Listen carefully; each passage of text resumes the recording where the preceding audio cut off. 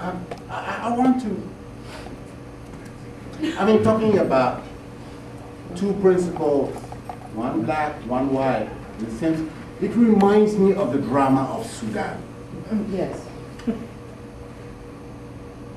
The British colonial administration governed Sudan from two places. There's an administration from Khartoum for the Arabs, and the southern part of the country was directed from Kingdom. And when things were getting hard, it's not true that Ghana was the first country to become independent, it was the Sudan.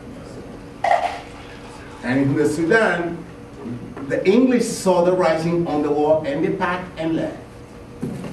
And left behind this big mess. The southern part of the country that has been at war since then, since 1956, was administered from Kingdom. And now suddenly, we have changed gears. These people that we have administered from Nairobi all this time are now supposed to take orders from Khartoum.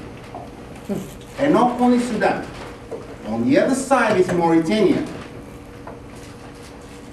French colonialism made it possible for the black people of Mauritania to go to school.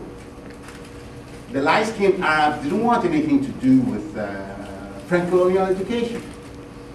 Then come 1960, de Gaulle has made an offer, and the French suddenly realized that, oh my God, we have left behind a civil service that is dominated by the black people who went to our schools. But they are not in the majority. What are we going to do? So they arranged and handed power to the light-skinned Arabs. What happened? The last time I was in Mauritania, I was nearly locked up because somebody wasn't paying attention when I got to the airport and didn't stamp my passport. And of course, they had been reading my articles in West Africa, and I'm always on their case. As I was going out, they checked my passport. They said, how did you come into the country? We don't have any stamp in your passport. Luckily, I changed money at the airport when I came in, and I just happened to have the receipt for that money change. Otherwise, I would have been in very serious trouble. How do we bring this to the classroom? That's my concern.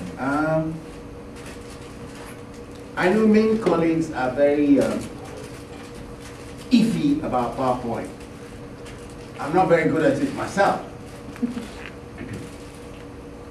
But you guys, you tell us how PowerPoint is what you're familiar with. And if there is one great principle in education, is go from the known to the unknown, right? That's right. Okay, so we have a problem. My students, their known is PowerPoint. My known is the professor who knows his stuff and wows you, you want to be like him. So how do we bridge that gap? That is, I don't know, I'm not sure that we can answer it here and now, but it's something to think about. That we have in the classroom two entities, old-timers like ourselves, and young-timers like you. I always have a problem with the technology. Sometimes I call the students and say, hey, I can't figure this out. Okay, that's one strike against you. Oh, the person doesn't even know how to run a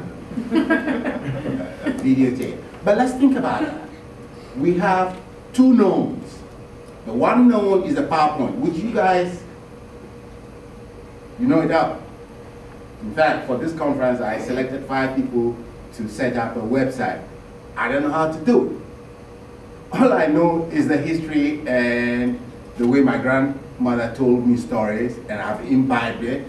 I try to control it, but when I get into the classroom, it's all over the place. That's the way we were trained. The grandmother tells you all these stories, all these different animals.